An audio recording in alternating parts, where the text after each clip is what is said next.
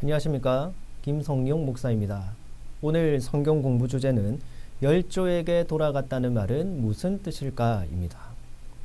구약 성경에는 죽음과 관련한 독특한 표현이 등장합니다.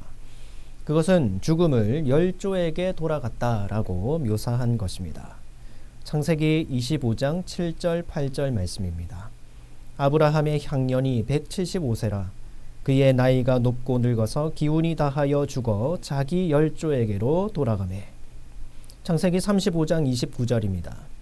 이삭이 나이가 많고 늙어 기운이 다함에 죽어 자기 열조에게로 돌아가니.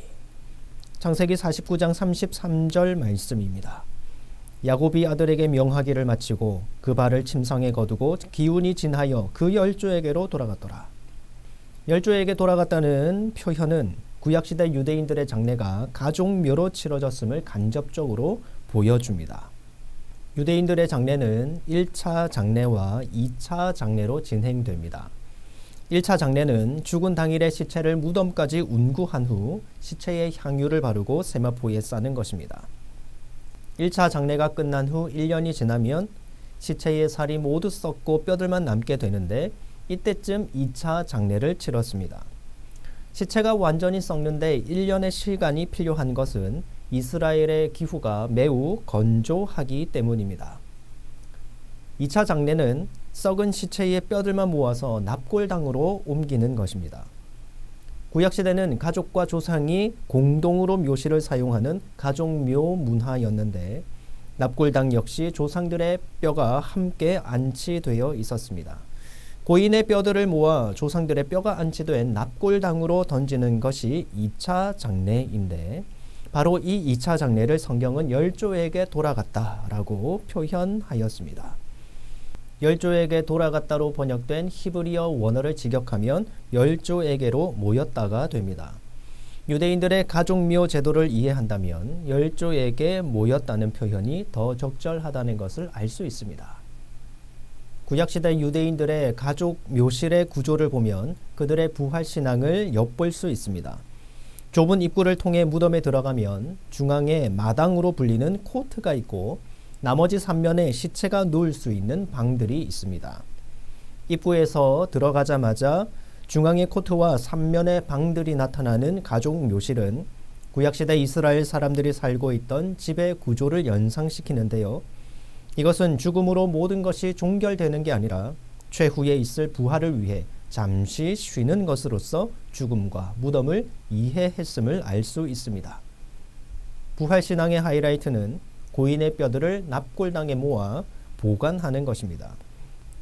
개인의 뼈들을 열조의 뼈가 뒤섞여 있는 납골당에 함께 모으던 것이 주전 1세기부터는 개인의 뼈들을 독자적인 납골 상자에 담아 보관하는 것으로 바뀌었습니다.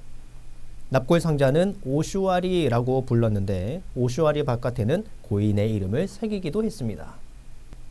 2차 장례를 위해 육체가 모두 썩을 때까지 1년의 시간을 기다리는 것은 사람들의 악한 행위가 육체에서 비롯된다는 유대인들의 사고에서 비롯되었습니다. 육체가 다 썩고 뼈만 남으면 그제야 그 사람이 범했던 모든 악한 행위들이 제거된 것으로 인식되었습니다. 이러한 유대인들의 믿음에 기초해 볼 때 예수님의 죽으심과 부활에 대한 새로운 통찰을 얻을 수 있습니다. 왜냐하면 예수님은 육체가 썩지 않고 그대로 부활했기 때문입니다. 당시 오슈아리 풍습은 고인이 행한 잘못으로 인해 육체가 모두 썩을 때까지 기다린 후 뼈만 남은 상태에서 2차 장례를 행했고 최후 부활 때 하나님이 입혀주실 죄가 없는 새로운 육체를 입는다고 믿었습니다.